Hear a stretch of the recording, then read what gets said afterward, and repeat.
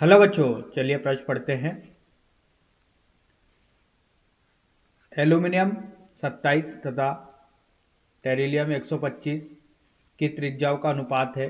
4 विकल्प दिए गए हैं। बच्चों बताना कौन सा विकल्प सही है। तो आइए बच्चों प्रश्न के लिए सर्वप्रथम मुख्य उदाहरण की चर्चा करते हैं। मुख्य उदाहरण तो देखिए बच्चों, नाभिक पर आधारित प्रश्न। जो भी बच्चों नाभिक, उसके अंदर प्रोटॉन और न्यूट्रॉन उपस्थित होते हैं। तो बच्चों नाभिक की त्रिज्या दी जाती है। नाभिक का कुछ आकार और आकृति होती है बच्चों, इसलिए नाभिक की त्रिज्या यहाँ पर परिभाषित की गई है बच्चों।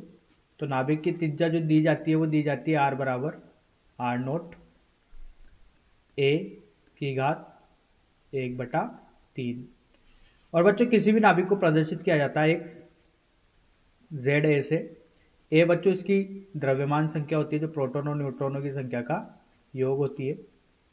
और बच्चों अगर बात की जाए z की, तो z परमाणु संख्या होती है, जो कि केवल प्रोटॉनों की संख्या होती है।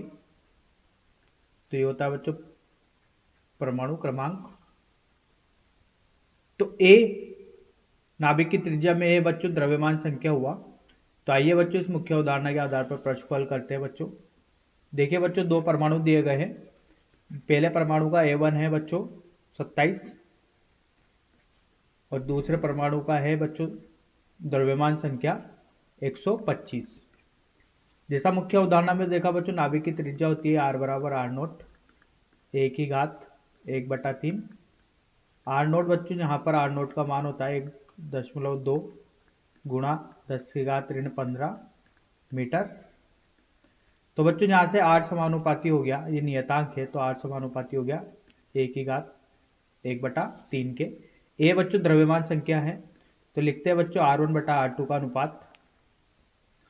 ये होगा बच्चों r1 r2 का अनुपात हो गया बच्चों a1 समानुपाती होगा a1/a2 की घात 1/3 के। तो देखिए बच्चों, अगर यहाँ पर मान रखते हैं तो r1/r2 ये बराबर होगा बच्चों समानुपाती बराबर a1 का मान 27 है और a2 का मान 125 है। इसकी घात होगी बच्चों 1/3।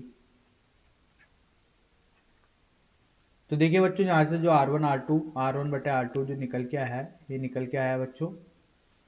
ये होगा बच्चों 3 का घनमूल और ये होगा 5 का घनमूल। तो ये यहाँ होगा बच्चों 3/5। हल करने के बाद बच्चों r1 r2 का अनुपात निकल के आता है बच्चों 3/5।